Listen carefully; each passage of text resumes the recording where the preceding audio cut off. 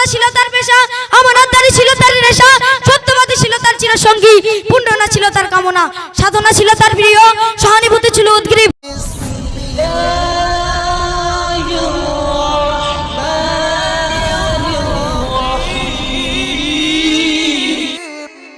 আসসালামু আলাইকুম ওয়া রাহমাতুল্লাহি ওয়া বারাকাতুহু। আউযু বিল্লাহি মিনাশ শাইতানির রাজিম।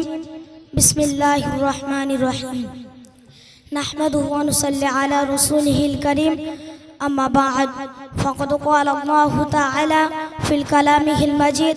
ফাআউযু বিল্লাহি মিনাশ শাইতানির রাজিম। বিসমিল্লাহির রহমানির রহিম। হুয়াল্লাযী আরসালা রাসূলাহু বিল হুদা ودين الحق ليظهره على الدين كله ولو كره المشركون صدق الله العظيم। মঞ্চে উপবিষ্ট শ্রদ্ধেয় সম্মানীয় সভাপতি মহাশয় ও আমার শ্রদ্ধের ওস্তাদগণ ও দূর দূরান্ত থেকে আগত অতিথিবৃন্দগণ, সকলকে আমার আন্তরিক সালাম, শুভেচ্ছা ও ভালোবাসা জানিয়ে আমি আমার বক্তব্য শুরু করছি।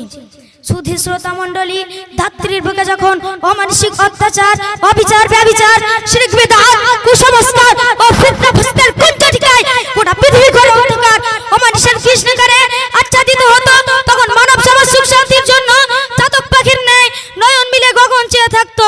কখন গগন হতে বসুন্ধরায় শান্তির পেয়ালা নিয়ে খোদার প্রেরিত দূত শুভ আগমন করবেন ও আমাদেরকে অমৃত সুধা পান করিয়ে সমস্ত প্রকার তৃষ্ণা নিবারণ করবেন। এইরূপভাবে 12 রবিউল আউয়াল নবীগণের সমাপ্তির শুভ বার্তা নিয়ে আবির্ভাব হলেন নবীগণের সর্দার বিশ্বনবী হযরত মুহাম্মদ সাল্লাল্লাহু আলাইহি ওয়াসাল্লাম। প্রিয় নবী সাল্লাল্লাহু আলাইহি ওয়াসাল্লাম বিন আব্দুল্লাহ বিন আব্দুল মুত্তালিব, আমিনা বিনতে আব্দুল মানাফ এমন এক যুগে আবির্ভূত হন যে যুগের মানুষ ছিল সিংহের চাইতে হিংস্র, অজগরের চাইতে বিষাক্ত, শিয়ালের চাইতে বিরুদ্ধ, কুকুরের চাইতে লোভী, শুকরের চাইতে নিকৃষ্ট, যেখানে বাদল ধরা হয় না, মানুষকে মানুষ বলে মনে করতো না। নারী জাতির ছিল না কোনো মর্যাদা, ফুলে নাই ফুটফুটে নয়নের মণি কলিজার টুকরাকে জীবিত দাফন করতো ঘরের অন্ধকার ঘরে। যে যুগের কথা স্মরণে পড়লে নয়ন দিয়ে গড়িয়ে পড়ে অশ্রুচার ঝর্ণা, পাষাণ হৃদয় টুকরে কেঁদে ওঠে, পক্ষ পিঞ্জের হাহাকারে প্লাবন বয়। সে কি অমানসিক অত্যাচার, মোট কথা সর্বপ্রকার পাপ কালিমার কৃষ্ণকারে আচ্ছাদিত হয়েছিল গোটা পৃথিবী। ঠিক সেই সময় অশান্তির বার্তা দূর করতে নিপীড়িত, নির্যাতিত, লাঞ্ছিত, বঞ্চিত, অপমানিত, পথদলিত, দুর্বল মানুষের অভিভাবক ও ভ্রান্তের পথিকের পথের দিশারি হয়ে কুসংস্কার পথদিনী দূর করতে আবির্ভূত হন বিশ্বনবী সাল্লাল্লাহু আলাইহি ওয়াসাল্লাম।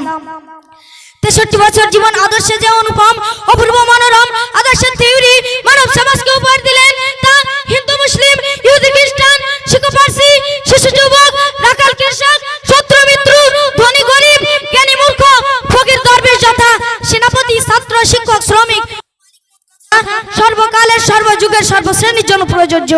যে আদর্শের কথা পাওয়া যায়নি রাশিয়ার নিমার্সের আদর্শ থেকে, লেনিনের মতদর্শ থেকে, চীনের কনফুসিয়াসের কারিকর্ম থেকে, গৌতম বুদ্ধের জীবনী থেকে, শ্রী রামকৃষ্ণ স্বামী বিবেকানন্দের শিক্ষা থেকে, কিন্তু প্রিয় নবী সাল্লাল্লাহু আলাইহি ওয়াসাল্লামের মতাদর্শে স্থান পেয়েছে।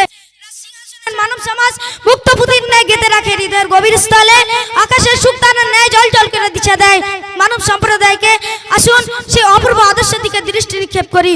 প্রিয় শ্রোতা মণ্ডলী, প্রিয় নবী সাল্লাল্লাহু আলাইহি ওয়াসাল্লামের অনুপম আদর্শে সংক্রান্ত শ্রেষ্ঠ গ্রন্থে বর্ণনা করেন, ওয়া ইন্নাকা লা আলা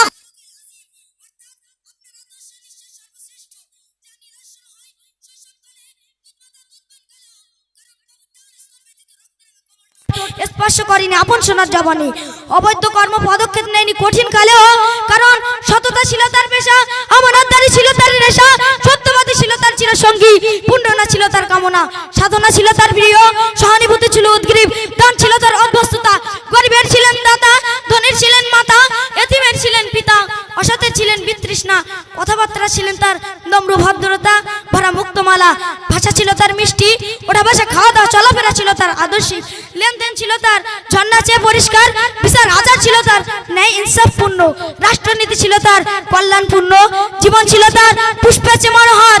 মোট কথা সর্বগুণে গুণিত, তবে শত্রুর এক পাকে উপাধি দিয়েছিলেন মোহাম্মদ জনপ্রিয় নেতা, উপাধি দিয়েছিলেন আমানতদারি সত্যবাদী। এই বলে আমি আমার সংক্ষিপ্ত বক্তব্য ইতি করলাম। ও আখিরি দাওয়ানা আলহামদুলিল্লাহি রাব্বিল আলামিন। ভাষাগত ভুলভ্রান্তি মাননীয় মহাশয় ক্ষমা করে দেবেন। ওমা আলাইনা ইল্লাল বালাগ। আসসালামু আলাইকুম ওয়া রাহমাতুল্লাহি তাআলা ওয়া বারাকাতুহু।